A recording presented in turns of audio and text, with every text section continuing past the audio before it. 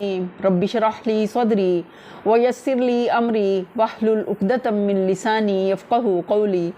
رب زدنی علما رب یسر ولا تعسر وتمم بالخیر اللہم افتح علینا حکمتک وانشر علینا رحمتک یا ذا الجلال والاکرام رب اعنی علی ذکرک وشکرک وحسن عبادتک اللہم فقہنا فی الدین یا مقلب القلوب ثبت قلبی علی دینک یا مصرف القلوب صرف قلبی الی طاعتک اللہم الہمنی رشدی واعذنی من شر نفسی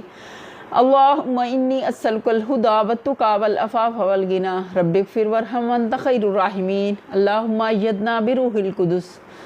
ربنا آتنا من لدنک رحمتا وہیئ لنا من امرنا رشدا اللہم بارک لنا فی اوقاتنا آمین ثم آمین یا رب العالمین۔ ہم پڑھے ہیں سورہ توبہ پارہ نمبر 10۔ اس میں ہمارے لیے بھی سیکھنے کے بہت سارے سبق ہیں۔ ہم نے ہر آیت کو اپنے لیے آئینہ بنانا ہے اور اس میں اپنے اعمال کا جائزہ لینا ہے، اور جس میں جو عمل اللہ کی نافرمانی کے ہیں ہم نے اس کو اپنی زندگی سے کٹ ڈاؤن کر دینا ہے، اور جو اللہ کی رضا کے کام ہیں ہمیں اس پہ اپنے آپ کو جمانا ہے انشاءاللہ تعالی۔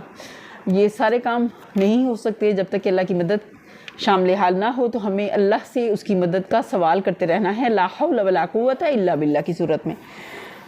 شروع کرتے ہیں آیت نمبر 81۔ فرح المخلفون بمقعدهم خلاف رسول اللہ وکرہوا ان یجاہدوا باموالهم وانفسهم فی سبیل اللہ وقالوا لا تنفروا فی الحر قل نار جہنم اشد حرا لو کانوا یفقہون۔ جن لوگوں کو پیچھے رہ جانے کی اجازت دے دی گئی تھی وہ اللہ کے رسول کا ساتھ نہ دینے اور گھر بیٹھ رہنے پر خوش ہوئے، اور انہیں گوارا نہ ہوا کہ اللہ کی راہ میں جان و مال سے جہاد کریں۔ انہوں نے لوگوں سے کہا کہ اس سخت گرمی میں نہ نکلو، تو ان سے کیا کہا گیا؟ ان سے کہو کہ جہنم کی آگ اس سے زیادہ گرم ہے، کاش انہیں اس کا شعور ہوتا۔ بہت بڑی تنبیہ ہے جو اللہ اس آیت میں ہمیں دے رہے ہیں کہ گرمی شدید میں فجر کے لیے اٹھنا اور مسجد کی طرف جانا بہت مشکل ہے، نفس پہ بہت گراں ہے، لیکن اسی میں اللہ کی رضا ہے۔ ہمیں اپنے نفس کو کے مخالف جا کے اللہ کی رضا پہ اپنے آپ کو جمانا ہے انشاءاللہ العزیز۔ فَلْيَضْحَكُوا قَلِيلًا وَلْيَبْكُوا كَثِيرًا جَزَاءً بِمَا كَانُوا يَكْسِبُونَ۔ اب چاہیے کہ یہ لوگ ہنسا کم کریں اور روئیں زیادہ، اس لیے کہ جو بدی یہ کماتے رہے ہیں اس کی جزا ایسی ہے کہ انہیں اس پر رونا ہی چاہیے۔ فَإِن رَجَعَكَ اللَّهُ إِلَىٰ طَائِفَةٍ مِّنْهُمْ فَاسْتَأْذَنُوكَ لِلْخُرُوجِ فَقُل لَّن تَخْرُجُوا مَعِيَ أَبَدًا وَلَن تُقَاتِلُوا مَعِيَ عَدُوًّا إِنَّكُمْ رَضِيتُم بِالْقُعُودِ أَوَّلَ مَرَّةٍ فَاقْعُدُوا مَعَ الْخَالِفِينَ۔ اور اگر اللہ ان کے درمیان تمہیں واپس لے جائے اور آئندہ ان میں سے کوئی گروہ جہاد کے لیے نکلنے کی تم سے اجازت مانگے تو صاف کہہ دینا کہ اب تم میرے ساتھ ہرگز نہیں چل سکتے۔ ان کا نکلنا اللہ نے ناپسند کیا اور آئندہ کے لیے بھی ان کو جہاد میں لے جانے سے منع کر دیا، اور نہ میری مائیت میں کسی دشمن سے لڑ سکتے ہو۔ دیکھیں کتنی بڑی سزا دی اللہ نے ان کی اس نافرمانی کی۔ تم نے پہلے بیٹھنے کو پسند کیا تھا تو اب گھر بیٹھنے والوں ہی کے ساتھ بیٹھے رہو۔ وَلَا تُصَلِّ عَلَىٰ أَحَدٍ مِّنْهُمْ مَاتَ أَبَدًا وَلَا تَقُمْ عَلَىٰ قَبْرِهِ إِنَّهُمْ كَفَرُوا بِاللَّهِ وَرَسُولِهِ وَمَاتُوا وَهُمْ فَاسِقُونَ۔ اور آئندہ ان میں سے جو کوئی مرے تو اس کی نماز جنازہ بھی تم ہرگز نہ پڑھنا۔ منافقین کی نماز جنازہ پڑھنے سے بھی نبی صلی اللہ علیہ وسلم کو روک دیا گیا، اور نہ کبھی اس کی قبر پر کھڑے ہونا، کیونکہ انہوں نے اللہ اور اس کے رسول کے ساتھ کفر کیا، اور وہ مرے اس حال میں کہ وہ فاسق تھے۔ تبوک سے واپسی پر کچھ زیادہ مدت نہ گزری تھی کہ عبداللہ بن ابی رئیس المنافقین مر گیا۔ اس کے بیٹے عبداللہ جو مخلص مسلمانوں میں تھے نبی صلی اللہ علیہ وسلم کی خدمت میں حاضر ہوئے اور کفن میں لگانے کے لیے آپ کا کرتا مانگا۔ آپ نے کمال فراخ دلی کے ساتھ عطا کر دیا۔ پھر انہوں نے درخواست کی کہ آپ ہی اس کی نماز جنازہ پڑھائیں۔ آپ اس کے لیے بھی تیار ہو گئے۔ حضرت عمر نے بااصرار عرض کیا کہ یا رسول اللہ، کیا آپ اس شخص پر نماز جنازہ پڑھیں گے جو یہ کر چکا ہے؟ مگر حضور صلی اللہ علیہ وسلم پر ان کی یہ بات سب باتیں سن کر مسکراتے رہے، اور اپنی اس رحمت کی بنا پر جو دوست دشمن سب کے لیے عام تھی، آپ نے اس بدترین دشمن کے حق میں بھی دعائے مغفرت کرنے میں تامل نہ کیا۔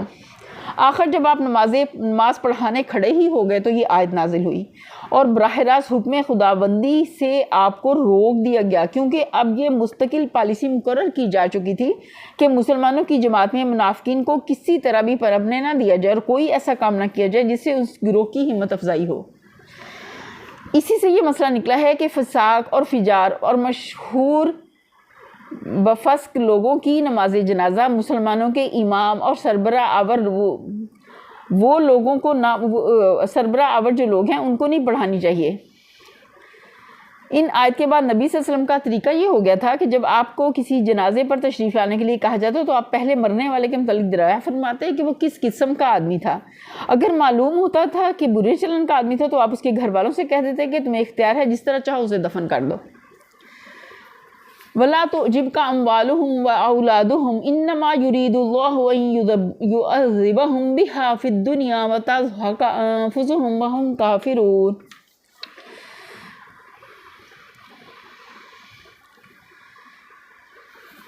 ان کی مالداری اور ان کی کثرت اولاد تم کو دھوکے میں نہ ڈالے، اللہ نے تو ارادہ کر لیا کہ اس مال و اولاد کے ذریعے سے ان کو اسی دنیا میں سزا دے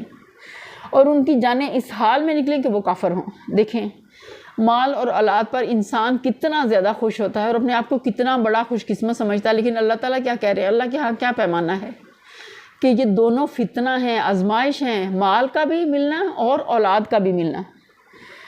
تو اللہ تعالیٰ ہمیں اس آزمائش میں، اس فتنے میں ثابت قدم رکھے۔ وَإِذَا أُنزِلَتْ سُورَةٌ أَنْ آمِنُوا بِاللَّهِ وَجَاهِدُوا مَعَ رَسُولِهِ اسْتَأْذَنَكَ أُولُو الطَّوْلِ مِنْهُمْ وَقَالُوا ذَرْنَا نَكُن مَّعَ الْقَاعِدِينَ۔ جب کبھی کوئی صورت اس مضمون کی نازل ہوئی کہ اللہ کو مانو اور اس کے رسول کے ساتھ مل کر جہاد کرو، تو تم نے دیکھا کہ جو لوگ ان میں سے صاحب مقدرت تھے وہی تم سے درخواست کرنے لگے کہ انہیں جہاد کی شرکت سے معاف رکھا جائے، اور انہوں نے کہا ہمیں چھوڑ دیجئے کہ ہم بیٹھنے والوں کے ساتھ رہیں۔ رضوا بأن يكونوا مع الخوالف وطبع على قلوبهم فهم لا يفقهون۔ ان لوگوں نے گھر بیٹھنے والیوں میں شامل ہونا پسند کیا اور ان کے دلوں پر ٹھپا لگا دیا گیا، اس لیے ان کی سمجھ میں اب کچھ نہیں آتا۔ یعنی اگرچہ یہ بڑی شرم کے قابل بات ہے کہ اچھے خاصے ہٹے کٹے تندرست اور صاحب مقدرت لوگ اب ایمان کا دعویٰ رکھنے کے باوجود کام کا وقت آنے پر میدان میں نکلنے کی بجائے گھروں میں گھس بیٹھیں اور عورتوں میں جا شامل ہوں۔ لیکن چونکہ ان لوگوں نے خود جان بوجھ کر اپنے لیے یہی رویہ پسند کیا تھا، اس لیے قانون فطرت کے مطابق ان سے وہ پاکیزہ احساسات چھین لیے گئے جن کی بدولت آدمی اپنے ایسے ذلیل و اطوار اختیار کرنے میں شرم محسوس کرتا ہے۔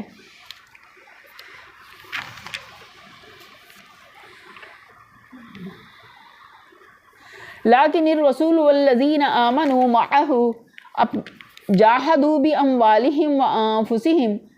واولئک لہم الخیرات واولئک ہم المفلحون۔ بخلاف اس کے رسول نے اور ان لوگوں نے جو رسول کے ساتھ ایمان لائے تھے اپنی جان و مال سے جہاد کیا، اور اب ساری بھلائیاں انہی کے لیے ہیں اور وہی فلاح پانے والے ہیں۔ اللہ نے ان کے لیے ایسے اعد اللہ لہم جنات تجری من تحتها الانہار خالدین فیہا ذالک الفوز العظیم۔ اللہ نے ان کے لیے ایسے باغ تیار کر رکھے ہیں جن کے نیچے نہر بہ رہی ہیں، ان میں وہ ہمیشہ رہیں گے، یہی ہے عظیم الشان کامیابی۔ وَجَاءَ الْمُعَذِّرُونَ مِنَ الْأَعْرَابِ لِيُؤْذَنَ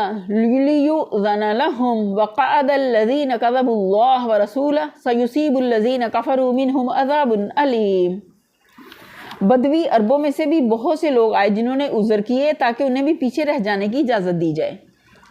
اس طرح بیٹھ رہے وہ لوگ جنہوں نے اللہ اور اس کے رسول سے ایمان کا جھوٹا عہد کیا تھا۔ ان بدویوں میں سے جن لوگوں نے کفر کا طریقہ اختیار کیا ہے عنقریب وہ دردناک سزا سے دوچار ہوں گے۔ بدوی عربوں سے مراد مدینہ کے اطراف میں رہنے والے دیہاتی اور صحرائی عرب ہیں جنہیں عام طور پر بدو کہا جاتا ہے۔ منافقانہ اظہار ایمان جس کی تہ میں فی الواقع تصدیق، تسلیم، اخلاص اور اطاعت نہ ہو، اور جس کے ظاہری اقرار کے باوجود انسان اللہ اور اس کے دین کی بنسبت اپنے مفاد اور اپنے دینوی دلچسپیوں کو عزیز تر رکھتا ہو۔ اصل حقیقت کے اعتبار سے کفر و انکار ہی ہے۔ اللہ کے ہاں ایسے لوگوں کے ساتھ وہی معاملہ ہوگا جو منکروں اور باغیوں کے ساتھ ہوگا، چاہے دنیا میں اس قسم کے لوگ کافرانہ کافر نہ ٹھہرائے جا سکتے ہوں اور ان کے ساتھ مسلمانوں ہی کا سا معاملہ ہوتا ہے۔ رہے اس دینی زندگی میں جس قانون پر مسلم سوسائٹی کا نظام قائم کیا گیا ہے اور جس ضابطے کی بنا پر اسلامی حکومت اور اس کے قاضی احکام کی تنقید کرتے ہیں، اس کے لحاظ سے تو منافق پر کفر یا اشتباہ کفر کا حکم صرف انہی صورتوں میں لگایا جا سکتا ہے جبکہ انکار و بغاوت یا غداری و بے وفائی کا اظہار صریح طور پر ہو جائے۔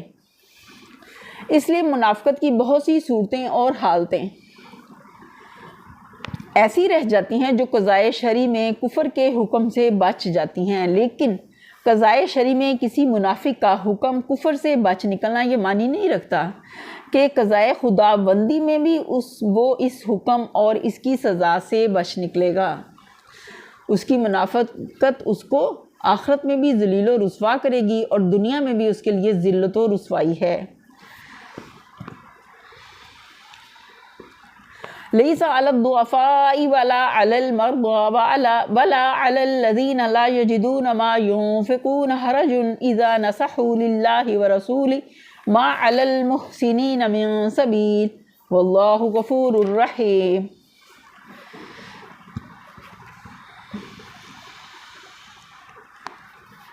ضعیف اور بیمار لوگ، وہ لوگ جو شرکت جہاد کے لیے راہ نہیں پاتے، اگر پیچھے رہ جائیں تو کوئی حرج نہیں، جبکہ وہ خلوص دل کے ساتھ اللہ اور اس کے رسول کے وفادار ہوں۔ ایسے محسنین پر اعتراض کی کوئی گنجائش نہیں اور اللہ درگزر کرنے والا اور رحم فرمانے والا ہے۔ اس سے معلوم ہوا کہ جو لوگ ظاہر معذور ہوں ان کے لیے بھی جو ان کی بیماری یا ناداری ہے کافی وجہ معافی نہیں ہے، بلکہ ان کی یہ مجبوریاں صرف اس صورت میں ان کے لیے وجہ معافی ہو سکتی ہیں جبکہ وہ اللہ اور اس کے رسول کے سچے وفادار ہوں۔ اگر وفاداری موجود نہ ہو تو کوئی شخص صرف اس لیے معاف نہیں کیا جا سکتا کہ وہ ادائے فرض کے موقع پر بیمار یا نادار تھا۔ اللہ صرف ظاہر کو نہیں دیکھتا کہ ایسے لوگ جو بیماری کا طبعی صداقت نامہ یا بڑھاپے اور جسمانی نقص کا عذر پیش کرتے ہیں اس کے ہاں یکساں معذور قرار دیے جائیں اور ان سے باز پرس ساکت ہو جائے۔ وہ تو ان میں سے ایک ایک شخص کے دل کا جائزہ لے گا، اس کے پورے مخفی و بظاہر برتاؤ کو دیکھے گا اور یہ جانچے گا کہ اس کی معذوری ایک وفادار بندے کی سی معذوری تھی یا ایک غدار اور باغی کی سی۔ ایک شخص ہے کہ جب اس نے فرض کی پکار سنی تو دل میں لاکھ لاکھ شکر ادا کیا کہ بڑے اچھے موقع پر میں بیمار ہو گیا، ورنہ یہ بلا کسی طرح ٹالے نہ ٹلتی اور خام خام مصیبت بھگتنی پڑتی۔ اور دوسرے شخص نے یہی پکار سنی تو تلملا اٹھا کہ ہائے کیسے موقع پر اس کمبخت بیماری نے آندھ بوچا، جو وقت میدان میں نکل کر خدمت انجام دینے کا تھا وہ کس بری طرح یہاں بستر پر ضائع ہو رہا ہے۔ ایک نے اپنے لیے تو خدمت سے بچنے کا بہانہ پایا ہی تھا مگر اس کے ساتھ اس نے دوسروں کو بھی اس سے روکنے کی کوشش کی۔ دوسرا اگرچہ خود بستر علالت پر مجبور پڑا ہوا تھا مگر وہ برابر اپنے عزیزوں دوستوں بھائیوں کو جہاد کا جوش دلاتا رہا اور اپنے تیمارداروں سے بھی کہتا رہا کہ میرا اللہ مالک ہے، دوا دارو کا انتظام کسی نہ کسی طرح ہو ہی جائے گا، مجھے اکیلے انسان کے لیے تم اس قیمتی وقت کو ضائع نہ کرو جسے دین حق کی خدمت میں صرف ہونا چاہیے۔ ایک نے بیماری کے عذر سے گھر بیٹھ کر سارا زمانے جنگ، بددلی پھیلانے، بری خبریں اڑانے، جنگی مسائی کو خراب کرنے اور مجاہدین کے پیچھے ان کے گھر بگاڑنے میں صرف کیا۔ دوسرے نے یہ دیکھ کر کہ میدان میں جانے کی شرف سے وہ محروم رہ گیا اپنی حد تک پوری کوشش کی کہ گھر کے محاذ کو مضبوط رکھنے میں جو زیادہ سے زیادہ خدمت اس سے بن آئے اسے انجام دے۔ ظاہر کے اعتبار سے تو یہ دونوں ہی معذور ہیں مگر اللہ کی نگاہ میں یہ دونوں مختلف قسم کے معذور کسی طرح یکساں نہیں ہو سکتے۔ اللہ کے ہاں معافی اگر ہے تو صرف وہ دوسرے شخص کے لیے، رہا پہلا شخص تو وہ اپنی معذوری کے باوجود غداری و وفاداری کا مجرم ہے۔ وَلَا عَلَى الَّذِينَ إِذَا مَا أَتَوْكَ لِتَحْمِلَهُمْ قُلْتَ لَا أَجِدُ مَا أَحْمِلُكُمْ عَلَيْهِ تَوَلَّوْا وَأَعْيُنُهُمْ تَفِيضُ مِنَ الدَّمْعِ حَزَنًا أَلَّا يَجِدُوا مَا يُنْفِقُونَ۔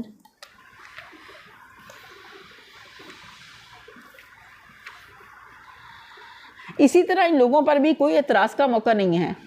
جنہوں نے خود آ کر تم سے درخواست کی تھی کہ ہمارے لیے سواریاں بہم پہنچائی جائیں، اور جب تم نے کہا کہ میں سواریوں کا انتظام نہیں کر سکتا تو وہ مجبوراً واپس گئے، اور حال یہ تھا کہ ان کی آنکھوں سے آنسو جاری تھے اور انہیں اس بات کا بڑا رنج تھا کہ وہ اپنے خرچ پر شریک جہاد ہونے کی مقدرت نہیں رکھتے۔ ایسے لوگ جو خدمت دین کے لیے بے تاب ہوں اور اگر کسی حقیقی مجبوری کے سبب سے یا ذرائع نہ پانے کی وجہ سے عملاً خدمت نہ کر سکیں تو ان کے دل کو اتنا ہی سخت صدمہ ہو جتنا کسی دنیا پرست کو روزگار چھوٹ جانے سے یا کسی بڑے نفع کے موقع سے محروم رہ جانے کا ہوا کرتا ہے۔ ان کا شمار اللہ کے ہاں خدمت انجام دینے والوں ہی میں ہوگا، اگرچہ انہوں نے عملاً کوئی خدمت انجام نہ دی ہو، اس لیے کہ وہ چاہے ہاتھ پاؤں سے نہ کر سکے لیکن دل سے تو وہ برسرے خدمت ہی رہے۔ یہی بات ہے جو غزوہ تبوک سے واپسی پر اثناء سفر میں نبی صلی اللہ علیہ وسلم نے اپنے رفقا کو خطاب کرتے ہوئے فرمائی تھی کہ مدینہ میں کچھ لوگ ایسے ہیں کہ تم نے کوئی وادی طے نہیں کی اور کوئی خرچ نہیں کیا جس میں وہ تمہارے ساتھ ساتھ نہ رہی ہوں۔ صحابہ نے بڑا تعجب سے کہا کہ کیا مدینہ ہی میں رہتے ہوئے؟ فرمایا ہاں، مدینہ ہی میں رہتے ہوئے، کیونکہ مجبوری نے انہیں روک لیا تھا ورنہ وہ خود رکنے والے نہ تھے۔ یہیں پر ہمارا 10واں پارہ اختتام کو پہنچتا ہے اور اللہ کی رحمت کے ساتھ اس کے فضل اور توفیق سے ہم اپنے 11ویں پارے کا آغاز کرتے ہیں۔ یا تعذرون الیکم اذا رجعتم الیہم قل لا تعتذروا لن نؤمن لکم قد نبأنا اللہ من اخبارکم وسيرى الله عملكم ورسوله ثم تردون إلى عالم الغيب والشهادة فينبئكم بما كنتم تعملون۔ تم جب پلٹ کر ان کے پاس پہنچو گے تو یہ طرح طرح کے عذرات پیش کریں گے، مگر تم صاف کہہ دینا کہ بہانے نہ کرو، ہم تمہاری کسی بات کا اعتبار نہ کریں۔ اللہ نے ہم کو تمہارے حالات بتا دیے ہیں، اب اللہ اور اس کا رسول تمہارے طرز عمل کو دیکھے گا، پھر تم اس کی طرف پلٹائے جاؤ گے جو کھلے اور چھپے سب کا جاننے والا ہے، اور وہ تمہیں بتا دے گا کہ تم کیا کچھ کرتے رہے ہو۔ سَيَحْلِفُونَ بِاللَّهِ لَكُمْ إِذَا انقَلَبْتُمْ إِلَيْهِمْ لِتُعْرِضُوا عَنْهُمْ فَأَعْرِضُوا عَنْهُمْ إِنَّهُمْ رِجْسٌ وَمَأْوَاهُمْ جَهَنَّمُ جَزَاءً بِمَا كَانُوا يَكْسِبُونَ۔ تمہاری واپسی پر یہ تمہارے سامنے قسمیں کھائیں گے تاکہ تم ان سے صرف نظر کرو، تو بے شک تم ان سے صرف نظر ہی کر لو، کیونکہ یہ گندگی ہیں اور ان کا اصلی مقام جہنم ہے جو ان کی کمائی کے بدلے انہیں نصیب ہوگی۔ پہلے فقرے میں صرف نظر سے مراد درگزر ہے اور دوسرے فقرے میں قطع تعلق، یعنی وہ تو چاہتے ہیں کہ تم ان سے تعرض نہ کرو مگر بہتر یہ ہے کہ تم سے کوئی واسطہ نہ رکھو اور سمجھ لو کہ تم سے وہ کٹ گئے اور تم ان سے۔ یحلفون لکم لترضوہم فَإِن تَرْضُوا عَنْهُمْ فَإِنَّ اللَّهَ لَا يَرْضَىٰ عَنِ الْقَوْمِ الْفَاسِقِينَ۔ یہ تمہارے سامنے قسمیں کھائیں گے تاکہ تم ان سے راضی ہو جاؤ، حالانکہ اگر تم ان سے راضی بھی ہوگے تو اللہ ہرگز ایسے فاسق لوگوں سے راضی نہ ہوگا۔ الاعراب اشد کفرا ونفاقا واجدر الا يعلموا حدود ما انزل اللہ علی رسولہ واللہ علیم حکیم۔ یہ بدوی عرب کفر و نفاق میں زیادہ سخت ہیں، ان کے معاملے میں اس امر کے امکانات زیادہ ہیں کہ اس دین کے حدود سے ناواقف رہے جو اللہ نے اپنے رسول پر نازل کیا ہے۔ اللہ سب کچھ جانتا اور حکیم و دانا ہے۔ جیسا کہ پہلے بیان کر چکے ہیں، یہاں بدوی عربوں سے مراد وہ دیہاتی و صحرائی عرب ہیں جو مدینہ کے اطراف میں آباد ہے۔ یہ لوگ مدینہ میں ایک مضبوط اور منظم طاقت کو اٹھتے دیکھ کر پہلے تو مرعوب ہوئے، پھر اسلام اور کفر کی آویزشوں کے دوران میں ایک مدت تک موقع شناسی کی روش پر چلتے رہے۔ پھر جب اسلامی حکومت کا اقتدار حجاز و نجد کے ایک بڑے حصے پر چھا گیا اور مخالف قبیلوں کا زور اس کے مقابلے میں ٹوٹنے لگا تو ان لوگوں نے مسلط وقت اسی میں دیکھی کہ دائرہ اسلام میں داخل ہو جائیں، لیکن ان میں کم لوگ ایسے تھے جو اس دین کو دین حق سمجھ کر سچے دل سے ایمان لائے ہوں اور مخلصانہ طریقے سے اس کے تقاضوں کو پورا کرنے پر آمادہ ہوں۔ بیشتر بدویوں کے لیے قبول اسلام کی حیثیت ایمان و اعتقاد کی نہیں بلکہ محض مسلط اور پالیسی کی تھی۔ ان کی خواہش یہ تھی کہ ان کے حصے میں صرف وہ فوائد آ جائیں جو برسر اقتدار جماعت کی رکنیت حاصل کرنے سے حاصل ہوا کرتے ہیں، مگر وہ اخلاقی بندشیں جو اسلام ان پر عائد کرتا تھا، وہ نماز روزے کی پابندیاں جو اس دین کو قبول کرتے ہی ان پر لگ جاتی تھیں، وہ زکوٰۃ جو باقاعدہ تحصیلداروں کے ذریعے سے ان کے نخلستانوں اور ان کے غلوں سے وصول کی جاتی تھی، وہ ضبط و نظم جس کے شکنجے میں وہ اپنی تاریخ میں پہلی مرتبہ کسے گئے تھے، وہ جان و مال کی قربانیاں جو لوٹ مار کی لڑائیوں میں نہیں بلکہ خالص راہ خدا کے جہاد میں آئے دن ان سے طلب کی جا رہی تھیں، یہ ساری چیزیں ان کو شدت کے ساتھ ناگوار تھیں۔ وہ ان سے پیچھا چھڑانے کے لیے طرح طرح کی چال بازیاں اور بہانہ سازیاں کرتے رہتے تھے۔ ان کو اس سے کچھ بحث نہ تھی کہ حق کیا ہے اور ان کی اور تمام انسانوں کی حقیقی فلاح کس چیز میں ہے۔ انہیں جو کچھ بھی دلچسپی تھی وہ اپنے معاشی مفاد، اپنی آسائش، اپنی زمینوں، اپنے اونٹوں، بکریوں اور اپنے خیمے کے آس پاس کی محدود دنیا سے تھی۔ اس سے بالاتر کسی چیز کے ساتھ وہ اس طرح کی عقیدت تو رکھ سکتے تھے جیسی پیروں اور فقیروں سے رکھی جاتی ہے کہ یہ ان کے آگے نظر و نیاز پیش کریں اور وہ اس کے عوض ترقی، روزگار اور افعاد سے تحفظ اور ایسی ہی دوسری اغراض کے لیے ان کو تعویذ گنڈے دیں اور ان کے لیے دعائیں کریں۔ لیکن ایسے ایمان و اعتقاد کے لیے وہ تیار نہ تھے جو ان کی پوری تمدنی، معاشری اور معاشرتی زندگی کو اخلاق اور قانون کے ضابطے میں کس دے، اور مزید برآں ایک عالمگیر اصلاحی مشن کے لیے ان سے جان و مال کی قربانیوں کا بھی مطالبہ کریں۔ ان کی اسی حالت کو یہاں اس طرح بیان کیا گیا ہے کہ شہریوں کی بنسبت یہ دیہاتی اور صحرائی لوگ زیادہ منافقانہ رویہ رکھتے ہیں اور حق سے انکار کی کیفیت ان کے اندر زیادہ پائی جاتی ہے۔ پھر اس کی وجہ بھی بتا دی گئی کہ شہری لوگ تو اہل علم اور اہل حق کی صحبت سے مستفیض ہو کر کچھ دین کو اور اس کی حدود کو جان بھی لیتے ہیں، مگر یہ بدوی چونکہ ساری عمر بالکل ایک معاشی حیوان کی طرح شب و روز رزق کے پھیر ہی میں پڑے رہتے ہیں اور حیوانی زندگی کی ضروریات سے بلندتر کسی چیز کی طرف توجہ کرنے کا انہیں موقع ہی نہیں ملتا۔ اس لیے دین اور اس کے حدود سے ان کے ناواقف رہنے کے امکانات زیادہ ہیں۔ یہاں اس حقیقت کی طرف بھی اشارہ کر دینا ضروری ہے کہ ان آیات کے نزول سے تقریباً 2 سال بعد حضرت ابوبکر رضی اللہ عنہ کی خلافت کے ابتدائی عہد میں ارتداد اور زکوٰۃ نہ دینے والوں کا جو طوفان برپا ہوا تھا، اس کے اسباب میں ایک بڑا سبب یہی تھا جس کا ذکر ان آیات میں کیا گیا۔ منافقین زکوٰۃ کو تاوان سمجھتے ہیں۔ وَمِنَ الْأَعْرَابِ مَن يَتَّخِذُ مَا يُنفِقُ مَغْرَمًا وَيَتَرَبَّصُ بِكُمُ الدَّوَائِرَ عَلَيْهِمْ دَائِرَةُ السَّوْءِ وَاللَّهُ سَمِيعٌ عَلِيمٌ۔ ان بدویوں میں ایسے لوگ موجود ہیں جو راہ خدا میں کچھ خرچ کرتے ہیں تو اسے اپنے اوپر زبردستی کی چٹی سمجھتے ہیں اور تمہارے حق میں زمانے کی گردشوں کا انتظار کر رہے ہیں کہ تم کسی چکر میں پھنسو تو وہ اپنی گردن سے اس نظام کی اطاعت کا کلادہ اتار پھینکے جس میں تم نے اسے کس دیا ہے، حالانکہ بدوی کا چکر خود انہی پر مسلط ہے اور اللہ سب کچھ سنتا اور جانتا ہے۔ مطلب یہ کہ جو زکوٰۃ ان سے وصول کی جاتی ہے اسے یہ ایک جرمانہ سمجھتے ہیں۔ مسافروں کی ضیافت و مہمانداری کا جو حق ان پر عائد کیا گیا ہے وہ ان کو بری طرح کھلتا ہے۔ اگر کسی جنگ کے موقع پر یہ کوئی چندہ دیتے ہیں تو اپنے دلی جذبے سے رضائے الہی کی خاطر نہیں دیتے بلکہ بادل ناخواستہ اپنی وفاداری کا یقین دلانے کے لیے دیتے ہیں۔ وَمِنَ الْأَعْرَابِ مَن يُؤْمِنُ بِاللَّهِ وَالْيَوْمِ الْآخِرِ وَيَتَّخِذُ مَا يُنفِقُ قُرُبَاتٍ عِندَ اللَّهِ وَصَلَوَاتِ الرُّسُولِ أَلَا إِنَّهَا قُرْبَةٌ لَهُمْ سَيُدْخِلُهُمُ اللَّهُ فِي رَحْمَتِهِ إِنَّ اللَّهَ غَفُورٌ رَحِيمٌ۔ اور انہی بدویوں میں کچھ لوگ ایسے بھی ہیں جو اللہ اور روز آخر پر ایمان رکھتے ہیں اور جو کچھ خرچ کرتے ہیں اسے اللہ کے ہاں تقرب کا، رسول کی طرف سے رحمت کی دعائیں لینے کا ذریعہ بناتے ہیں۔ جو سچے ایمان والے ہیں نا اسی خرچ سے اللہ کے ہاں اجر پاتے ہیں۔ ہاں وہ ضرور ان کے لیے تقرب کا ذریعہ، اللہ نے بھی تصدیق کر دی اس بات کی، اور اللہ ضرور ان کو اپنی رحمت میں داخل کرے گا، اور یقیناً اللہ درگزر کرنے والا اور رحم فرمانے والا ہے۔ والسابقون الأولون من المهاجرين والأنصار والذين اتبعوهم بإحسان رضي الله عنهم ورضوا عنه وأعد لهم جنات تجري تحتها الأنهار خالدين فيها أبدا ذلك الفوز العظيم۔ وہ مہاجر و انصار جنہوں نے سب سے پہلے دعوت ایمان پر لبیک کہنے میں سبقت کی، نیز وہ جو بعد میں راست بازی کے ساتھ ان کے پیچھے آئے، اللہ ان سے راضی ہوا۔ کتنی بڑی سند اللہ نے ان کو دے دی، اور وہ اللہ سے راضی ہوئے۔ اے اللہ تو ہمیں بھی اسی گروہ میں شامل کر لینا اپنی رحمت کے ساتھ۔ اللہ نے ان کے لیے ایسے باغ مہیا کر رکھے ہیں جن کے نیچے نہریں بہتی ہوں گی اور وہ ان میں ہمیشہ رہیں گے۔ یہی عظیم الشان کامیابی ہے۔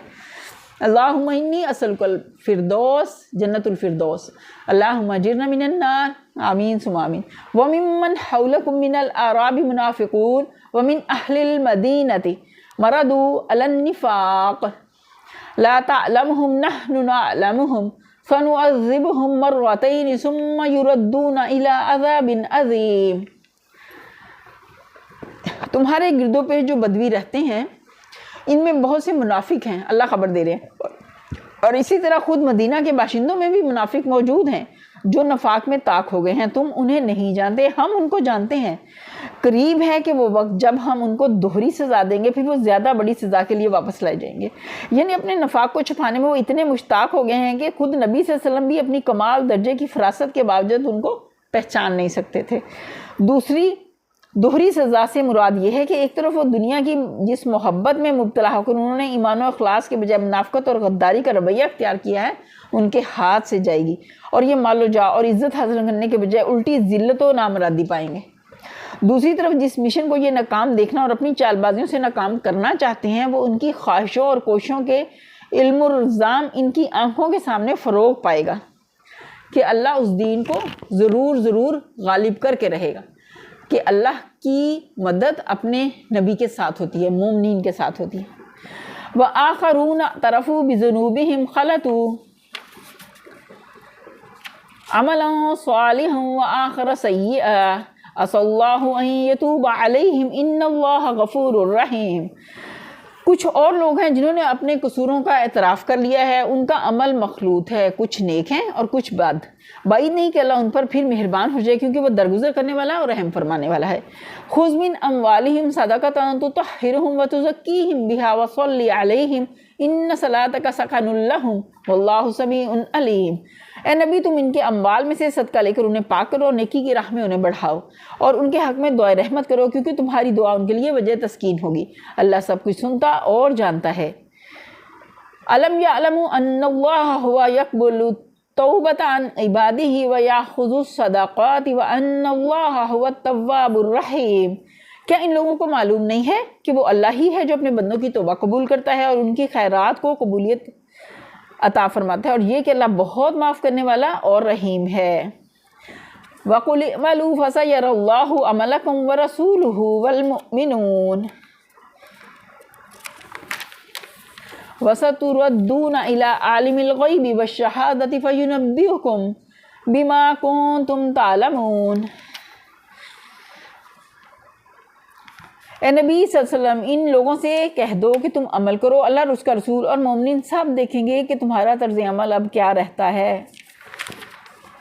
پھر تم اس کی طرف پلٹائے جاؤ گے، اور جو کھلے اور چھپے سب کچھ جانتا ہے، اور وہ تمہیں بتا دے گا کہ تم کیا کرتے رہے ہو۔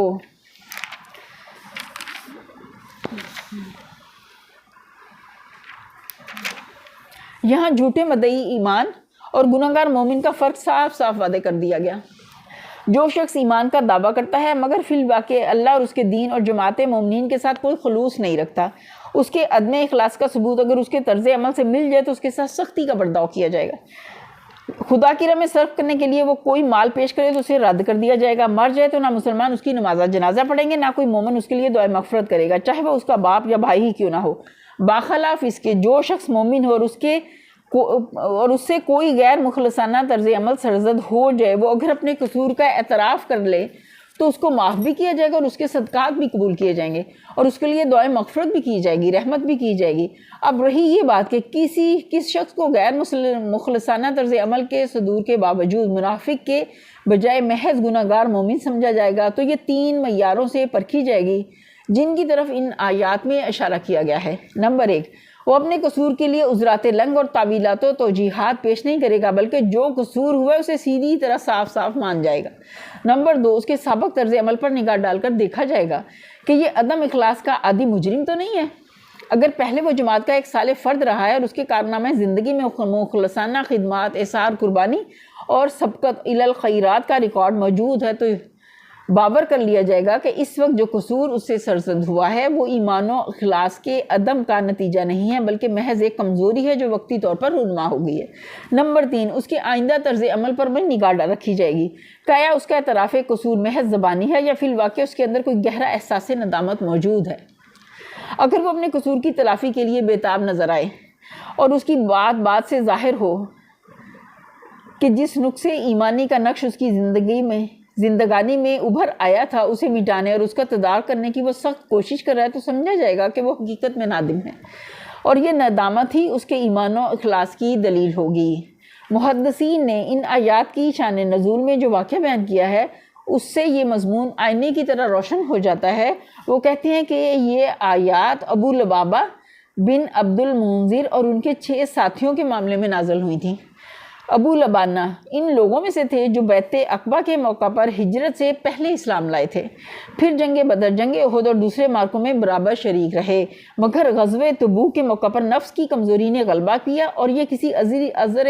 شرعی کے بغیر بیٹھے رہ گئے۔ ایسے ہی مخلص ان کے دوسرے ساتھی بھی تھی اور ان میں یہ بھی کمزوری سرزد ہو گئی، ان سے بھی یہ کمزوری سرزد ہوگی۔ جب نبی صلی اللہ علیہ وسلم غزوہ تبوک سے واپس تشریف لائے اور ان لوگوں کو معلوم ہوا کہ پیچھے رہ جانے والوں کے متعلق اللہ اور اس کے رسول کی کیا رائے ہے، تو انہیں سخت ندامت ہوئی۔ قبل اس کے کہ کوئی باز پرس ہوتی تو انہوں نے خود ہی اپنے آپ کو ایک ستون سے باندھ دیا اور کہا کہ ہم پر خواب حرام ہے جب تک کہ ہم معاف نہ کر دیے جائیں یا پھر ہم مر جائیں۔ چنانچہ کئی روز وہ اسی طرح بے آب و دانہ اور بے خواب بندے رہے حتیٰ کہ بے ہوش ہو کر گر پڑے۔ آخر کار جب انہیں بتایا گیا کہ اللہ اور رسول نے تمہیں معاف کر دیا تو انہوں نے نبی صلی اللہ علیہ وسلم سے عرض کیا کہ ہماری توبہ میں یہ بھی شامل ہے کہ جس گھر کی آسائش نے ہمیں فرض سے غافل کیا اسے اور اپنے تمام مال کو اللہ کی راہ میں دے دیں۔ مگر نبی صلی اللہ علیہ وسلم نے فرمایا کہ سارا مال دینے کی ضرورت نہیں۔ دیکھیں کتنا احسن مشورہ دیا، صرف 1/3 کافی ہے۔ چنانچہ انہوں نے اسی وقت فی سبیل اللہ وقف کر دیا۔ اس قصے پر غور کرنے سے صاف معلوم ہو جاتا ہے کہ اللہ کے ہاں معافی کس قسم کی کمزوریوں کے لیے ہے۔ یہ سب حضرات عادی غیر مخلص نہ تھے بلکہ ان کا پچھلا کارنامہ زندگی ان کے اخلاص ایمانی پر دلیل تھا۔ ان میں کسی نے عذرات نہیں تراشے بلکہ اپنے قصور کو خود ہی قصور مان لیا۔ انہوں نے اعتراف قصور کے ساتھ اپنے طرز عمل سے ثابت کر دیا کہ وہ واقعی نہایت نادم اور اپنے اس گناہ کی تلافی کے لیے سخت بے چین ہیں۔ اس سلسلے میں ایک اور مفید نقطے پر بھی نگاہ رکھنی چاہیے جو ان آیات میں ارشاد ہوا ہے، وہ یہ کہ گناہوں کی تلافی کے لیے زبان اور قلب کی توبہ کے ساتھ ساتھ عملی توبہ بھی ہونی چاہیے۔ اور عملی توبہ کی ایک شکل یہ ہے کہ آدمی اللہ کی راہ میں مال خیرات کرے۔ اسی طرح وہ گندگی جو نفس میں پرورش پا رہی تھی اور جس کی بدولت آدمی سے گناہ کا صدور ہوا تھا، دور ہو جاتی ہے اور خیر کی طرف پلٹنے کی استعداد بڑھتی ہے۔ گناہ کرنے کے بعد اس کا اعتراف کرنا ایسا ہے جیسے ایک آدمی جو گڑھے میں گر گیا تھا اپنے گرنے کو خود محسوس کر لے، پھر اس کا اپنے گناہ پر شرمسار ہونا۔ معنی رکھتا ہے کہ وہ اس گڑھے کو اپنے لیے نہایت بری جائے قرار سمجھتا ہے اور اپنی اس حالت سے سخت تکلیف میں ہے، پھر اس کا صدقہ خیرات اور دوسری نیکیوں سے اس کی تلافی کی صحیح کرنا گویا گڑھے سے نکلنے کے لیے ہاتھ پاؤں مارنا ہے۔ مطلب یہ ہے کہ آخرکار معاملہ اس اللہ کے ساتھ ہے جس سے کوئی چیز چھپ نہیں سکتی۔ اس لیے بالفرض اگر کوئی شخص دنیا میں اپنے نفاق کو چھپانے میں کامیاب ہو جائے اور انسان جن جن معیاروں پر کسی کے ایمان و اخلاص کو پرکھ سکتے ہیں ان سب پر بھی پورا اتر جائے تو یہ نہ سمجھنا چاہیے کہ وہ نفاق کی سزا سے بچ نکلا ہے۔ وآخرون مرجون لأمر اللہ اما يعذبهم واما يتوب علیہم واللہ علیم حکیم۔ کچھ دوسرے لوگ ہیں جن کا معاملہ ابھی اللہ کے حکم پر ٹھہرا ہوا ہے، چاہے انہیں سزا دے اور چاہے ان پر اثر نو مہربان ہو جائے، اللہ سب کچھ جانتا اور حکیم و دانا ہے۔ یہ لوگ ایسے تھے جن کا معاملہ مشکوک تھا، نہ ان کے منافق ہونے کا فیصلہ کیا جا سکتا تھا نہ گناہگار مومن ہونے کا۔ ان دونوں چیزوں کی علامت ابھی پوری طرح نہ ابھری تھی، اس لیے اللہ تعالیٰ نے ان کے معاملے کو ملتوی رکھا، نہ اس معنی میں کہ فی الواقع اللہ کے سامنے معاملہ مشکوک تھا بلکہ اس معنی میں کہ مسلمانوں کو کسی شخص یا گروہ کے معاملے میں اپنا طرز عمل اس وقت تک متعین نہ کرنا چاہیے جب تک کہ اس کی پوزیشن ایسی علامات سے واضح نہ ہو جائے جو علم غیب سے نہیں بلکہ حس اور عقل سے جانچی جا سکتی ہیں۔ والذین اتخذوا مسجدا ضرارا وکفرا وتفریقا بین المؤمنین وارصادا لمن حارب اللہ ورسولہ من قبل ولیحلفن ان اردنا الا الحسنى واللہ یشہد انہم لکاذبون۔ کچھ اور لوگ ہیں جنہوں نے ایک مسجد بنائی اس غرض کے لیے کہ دعوت حق کو نقصان پہنچائیں اور اللہ کی بندگی کرنے کے بجائے کفر کریں اور اہل ایمان میں پھوٹ ڈالیں، اور اس بظاہر عبادت گاہ کو شخص کے لیے کمینگاہ بنائیں جو اس سے پہلے اللہ اور اس کے رسول کے خلاف برسر پیکار ہو چکا ہے۔ وہ ضرور قسمیں کھا کھا کر کہیں گے کہ ہمارا ارادہ تو بھلائی کے سوا کسی دوسری چیز کا نہ تھا، مگر اللہ گواہ ہے کہ وہ قطعی جھوٹے ہیں۔ لا تقم فیہ ابدا لمسجد اسس علی التقوی من اول یوم احق ان تقوم فیہ رجال یحبون ان یطہروا واللہ یحب المطہرین۔ تم ہرگز اس عمارت میں کھڑے نہ ہونا، منع کر دیا گیا نبی صلی اللہ علیہ وسلم کو۔ جو مسجد اول روز سے تقویٰ پر قائم کی گئی تھی وہی اس کے لیے زیادہ موضوع ہے کہ تم اس میں عبادت کے لیے کھڑے ہو۔ اس میں ایسے لوگ ہیں جو پاک رہنا پسند کرتے ہیں اور اللہ کو پاکیزگی اختیار کرنے والے ہی پسند ہیں۔ نبی صلی اللہ علیہ وسلم کے مدینہ تشریف لے جانے سے پہلے قبیلہ خزرج میں ایک شخص ابو عامر نامی تھا جو زمانے جاہلیت میں عیسائی راہب بن گیا تھا۔ اس کا شمار علماء اہل کتاب میں ہوتا تھا اور رہبانیت کی وجہ سے اس کے علمی وقار کے ساتھ ساتھ اس کی درویشی کا سکہ بھی مدینے اور اطراف کے جاہل عربوں میں بیٹھا ہوا تھا۔ جب نبی صلی اللہ علیہ وسلم مدینے پہنچے تو اس کی جو دراہٹ تھی وہاں خوب چل رہی تھی، مگر یہ علم اور یہ درویشی اس کے اندر حق شناسی اور حق جوئی پیدا کرنے کے بجائے الٹی اس کے لیے ایک زبردست حجاب بن گئی، اور اس حجاب کا نتیجہ یہ ہوا کہ حضور صلی اللہ علیہ وسلم کی تشریف آوری کے بعد وہ نعمت ایمان ہی سے محروم نہ رہا بلکہ اپنے آپ کو مشیخت کا حریف اور اپنے کاروبار درویشی کا دشمن سمجھ کر آپ کی اور آپ کے کام کی مخالفت پر کمر بستہ ہو گیا۔ کیسا بدقسمت تھا۔ پہلے 2 سال تک تو اسے یہ امید رہی کہ کفار قریش کی طاقت ہی اسلام کو مٹانے کے لیے کافی ثابت ہوگی، لیکن جنگ بدر میں جب قریش نے شکست فاش کھائی تو اسے جارائے ضبط نہ رہا۔ اسی سال وہ مدینہ سے نکل کھڑا ہوا اور اس نے قریش اور دوسرے عرب قبائل میں اسلام کے خلاف تبلیغ شروع کر دی۔ جنگ احد جن لوگوں کی صحیح سے برپا ہوئی ان میں یہ بھی شامل تھا، اور کہا جاتا ہے کہ احد کے میدان جنگ میں اسی نے وہ گڑھے کھدوائے تھے جن میں سے ایک میں نبی صلی اللہ علیہ وسلم گر کر زخمی ہوئے، نعوذ باللہ۔ پھر جنگ احزاب میں جو لشکر ہر طرف سے مدینہ پر چڑھ آئے تھے ان کو چڑھا لانے میں بھی اس کا نمایاں حصہ تھا۔ اس کے بعد جنگ حنین تک جتنی لڑائیاں مشرکین عرب اور مسلمانوں کے درمیان ہوئی ان سب میں یہ عیسائی درویش اسلام کے خلاف شرک کا سرگرم حامی رہا۔ آخر کار اسے اس بات سے مایوسی ہو گئی کہ عرب کی کوئی طاقت اسلام کے سیلاب کو روک سکے گی، اس لیے عرب کو چھوڑ کر اس نے روم کا رخ کیا تاکہ قیصر کو اس خطرے سے آگاہ کرے جو عرب سے سر اٹھا رہا تھا۔ یہی وہ موقع تھا جب مدینہ میں یہ اطلاعات پہنچی کہ قیصر عرب پر چڑھائی کی تیاریاں کر رہا ہے، اور اسی کی روک تھام کے لیے نبی صلی اللہ علیہ وسلم کو تبوک کی مہم پر جانا پڑا۔ ابو عامر راہب کی ان تمام سرگرمیوں میں مدینہ کے منافقین کا ایک گروہ اس کے ساتھ شریک سازش تھا، اور اس آخری تجویز میں بھی یہ لوگ اس کے ہمنوا تھے کہ وہ اپنے مذہبی اثر کو استعمال کر کے اسلام کے خلاف قیصر روم اور شمالی عرب کی عیسائی ریاستوں سے فوجی امداد حاصل کرے۔ جب وہ روم کی طرف روانہ ہونے لگا تو اس کے اور ان منافقوں کے درمیان یہ قرارداد ہوئی کہ مدینہ میں یہ لوگ اپنی ایک الگ مسجد بنا لیں گے تاکہ عام مسلمانوں سے بچ کر منافق مسلمانوں کی علیحدہ جتھہ بندی اس طرح کی جا سکے کہ اس پر مذہب کا پردہ پڑا رہے اور آسانی سے اس پر کوئی شبہ نہ کیا جا سکے، اور وہاں نہ صرف یہ کہ منافقین منظم ہو سکیں اور آئندہ کارروائیوں کے لیے مشورے کر سکیں، بلکہ ابو عمر کے پاس سے جو ایجنٹ خبریں اور ہدایات لے کر آئیں وہ بھی غیر مشتبہ فقیروں اور مسافروں کی حیثیت سے اس مسجد میں ٹھہر سکیں۔ یہ تھی وہ ناپاک سازی جس کے تحت وہ مسجد تیار کی گئی تھی جن کا ان آیات میں ذکر کیا گیا ہے۔ مدینہ میں اس وقت 2 مسجدیں تھیں، ایک مسجد قباء جو شہر کے مضافات میں تھی، دوسری مسجد نبوی جو شہر کے اندر تھی۔ ان 2 مسجدوں کی موجودگی میں ایک تیسری مسجد بنانے کی ضرورت نہیں تھی، اور وہ زمانہ ایسی احمقانہ مذہبیت کا نہ تھا کہ مسجد کے نام سے ایک عمارت بنا دینا بجائے خود کار ثواب ہو، قطع نظر اس سے کہ وہ اس کی ضرورت ہو یا نہ ہو، بلکہ اس کے برعکس ایک نئی مسجد بننے کے معنی یہ تھے کہ مسلمانوں کی جماعت میں خواہ مخواہ تفریق رونما ہو جسے ایک صالح اسلامی نظام کسی طرح گوارا نہیں کر سکتا۔ اسی لیے یہ لوگ مجبور ہوئے کہ اپنی علیحدہ مسجد بنانے سے پہلے اس کی ضرورت ثابت کریں۔ چنانچہ نبی صلی اللہ علیہ وسلم کے سامنے اس تعمیر نو کے لیے یہ ضرورت پیش کی کہ بارش میں اور جھاڑے کی راتوں میں عام لوگوں کو اور خصوصاً ضعیفوں اور معذوروں کو جو ان دونوں مسجدوں سے دور رہتے ہیں 5 وقت حاضری دینی مشکل ہوتی ہے، لہٰذا ہم محض نمازیوں کی آسانی کے لیے یہ ایک نئی مسجد تعمیر کرنا چاہتے ہیں۔ ان پاکیزہ ارادوں کی نمائش کے ساتھ جب یہ مسجد زرار بن کر تیار ہوئی تو یہ اشرار نبی صلی اللہ علیہ وسلم کی خدمت میں حاضر ہوئے اور آپ سے درخواست کی کہ آپ ایک مرتبہ خود نماز پڑھا کر ہماری مسجد کا افتتاح کر دیں، مگر آپ نے یہ کہہ کر ٹال دیا کہ اس وقت میں جنگ کی تیاریوں میں مشغول ہوں اور ایک بڑی مہم درپیش ہے، اس مہم سے واپس آ کر دیکھوں گا۔ اس کے بعد آپ تبوک کی طرف روانہ ہو گئے، اور آپ کے پیچھے یہ لوگ اس مسجد میں اپنی جتھہ بندی اور سازش کرتے رہے، حتیٰ کہ انہوں نے یہاں تک طے کر لیا تھا کہ ادھر رومیوں کے ہاتھوں مسلمانوں کو قلع کما ہو اور ادھر یہ فوراً ہی عبداللہ بن ابی کے سر پر تاج شاہی رکھ دیں۔ لیکن تبوک میں جو معاملہ پیش ہے اس نے ان کی ساری امیدوں پر پانی پھیر دیا۔ واپسی پر جب نبی صلی اللہ علیہ وسلم مدینہ کے قریب ذی اوان کے مقام پر پہنچے تو یہ آیات نازل ہوئی، اور آپ نے اسی وقت چند آدمیوں کو مدینہ کی طرف بھیج دیا تاکہ آپ کے شہر میں داخل ہونے سے پہلے مسجد زار کو مسمار کر دیں۔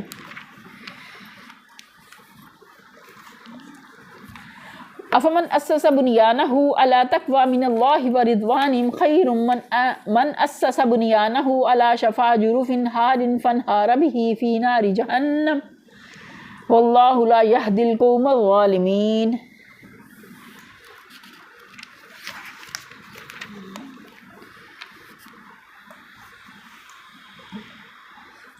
پھر تمہارا کیا خیال ہے کہ بہتر انسان وہ ہے جس نے اپنی عمارت کی بنیاد اللہ کے خوف اور اس کی رضا کی طلب پر رکھی ہو، یا وہ جس نے اپنی عمارت ایک وادی کی کھوکھلی بے ثبات کھگگر پر اٹھائی اور وہ اسے لے کر سیدھی جہنم کی آگ میں جا گری؟ ایسے ظالم لوگوں کو اللہ کبھی سیدھی راہ نہیں دکھاتا۔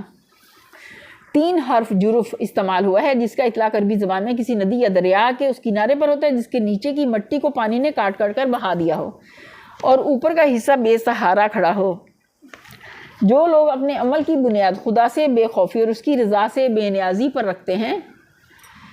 ان کی تعمیر حیات کو یہاں اس عمارت سے تشبیہ دی گئی ہے جو ایک ایسے کھوکھلے بے ثبات کنارے دریا پر اٹھائی گئی ہو۔ یہ ایک بے نظیر تشبیہ ہے جس سے زیادہ بہتر طریقے سے صورتحال کی نقشہ کشی نہیں کی جا سکتی۔ اس کی پوری معنویت ذہن نشی کرنے کے لیے یوں سمجھے کہ دینوی زندگی کی وہ ظاہری سطح جس پر مومن، کافر، منافق، صالح، فاجر، غرض تمام انسان کام کرتے ہیں، مٹی کی اس اوپری تہ کے مانند ہے جس پر دنیا میں ساری عمارتیں بنائی جاتی ہیں۔ یہ تہ اپنے اندر خود کوئی پائیداری نہیں رکھتی، بلکہ اس کی پائیداری کا انحصار اس پر ہے کہ اس کے نیچے ٹھوس زمین موجود ہو۔ اگر کوئی تہ ایسی ہو جس کے نیچے کی زمین کسی چیز مثلاً دریا کے پانی سے کاٹ چکی ہو، جو ناواقف انسان اس کی ظاہری حالت سے دھوکہ کھا کر اس پر اپنا مکان بنائے گا، اسے وہ اس کے مکان سمیت لے ڈوبے گی۔ وہ نہ صرف خود ہلاک ہوگا بلکہ اس ناپائیدار بنیاد پر اعتماد کر کے اپنا جو کچھ سرمایہ زندگی وہ اس عمارت میں جمع کرے گا وہ بھی برباد ہو جائے گا۔ بالکل اسی مثال کے مطابق حیات دنیا کی وہ ظاہری سطح بھی جس پر ہم سب اپنے کارنامے زندگی کی عمارت اٹھاتے ہیں، بجائے خود کوئی ثبات و قرار نہیں رکھتی، بلکہ اس کی مضبوطی و پائیداری کا انحصار اس پر ہے کہ اس کے نیچے اللہ کے خوف، اس کے حضور جواب دہی کے احساس اور اس کی مرضی کے اتباع کی ٹھوس چٹان موجود ہو۔ جو نادان آدمی محض حیات دنیا کے ظاہری پہلو پر اعتماد کر لیتا ہے اور دنیا میں خدا سے بے خوف اور اس کی رضا سے بے پرواہ ہو کر کام کرتا ہے، وہ دراصل خود اپنی تعمیر زندگی کے نیچے سے اس کی بنیادوں کو کھوکھلا کر دیتا ہے، اور اس کا آخری انجام اس کے سوا کچھ نہیں کہ یہ بے بنیاد سطح جس پر اس نے اپنی عمر بھر کا سرمایہ عمل جمع کیا ہے ایک دن یکایک گر جائے اور اسے اس کے پورے سرمایہ سمیت لے بیٹھے۔ لا یزال بنیانہم الذی بنوا ریبۃ فی قلوبہم الا ان تقطع قلوبہم واللہ علیم حکیم۔ یہ عمارت جو انہوں نے بنائی ہمیشہ ان کے دلوں میں بے یقینی کی جڑ بنی رہے گی جس کے نکلنے کی اب کوئی صورت نہیں، بجز اس کے کہ ان کے دل ہی پارا پارا ہو جائیں۔ اللہ نہایت باخبر اور حکیم و دانا ہے۔ سیدھی راہ یعنی وہ راہ جس سے انسان بامراد ہوتا ہے اور حقیقی کامیابی کی منزل پر پہنچتا ہے۔ دل پارا پارا ہو جائیں یعنی جن لوگوں نے منافقانہ مکروہ دغا کے اتنے بڑے جرم کا ارتکاب کر کے اپنے دل کو ہمیشہ ہمیشہ کے لیے ایمان کی صلاحیت سے محروم کر لیا ہے، اور بے امانی کا روگ اس طرح ان کے دلوں کے ریشے ریشے میں پیوست ہو گیا ہے کہ جب تک ان کے دل باقی ہیں یہ روگ بھی ان کے میں موجود رہے گا۔ اور خدا سے کفر کرنے کے لیے جو شخص علانیہ بت خانہ بنائے یا اس کے دین سے لڑنے کے لیے کھلم کھلا مورچے اور دمدمے تیار کرے، اس کی ہدایت تو کسی نہ کسی وقت ممکن ہے، کیونکہ اس کے اندر راست بازی، اخلاص اور اخلاقی جرت کا وہ جوہر تو بنیادی طور پر محفوظ رہتا ہے جو حق پرستی کے لیے بھی اسی طرح کام آ سکتا ہے جس طرح باطل پرستی کے کام آتا ہے۔ لیکن جو بزدل، جھوٹا اور مکار انسان کفر کے لیے مسجد بنائے اور اللہ کے دین سے لڑنے کے لیے خدا پرستی کا پرفریب لبادہ اڑے، اس کی سیرت کو تو نفاق کی دیمک کھا جاتی ہے۔ اس میں یہ طاقت ہی کہاں رہ سکتی ہے کہ مخلصانہ ایمان کا بوجھ سہار سکے۔ یہیں پر ہم اپنے لیسن کا اختتام کرتے ہیں۔ وآخر دعوانا الحمد للہ رب العالمین، سبحان ربک رب العزت عما یصفون وسلام علی المرسلین والحمد للہ رب العالمین۔ آمین ثم آمین یا رب العالمین۔ السلام علیکم ورحمۃ اللہ وبرکاتہ۔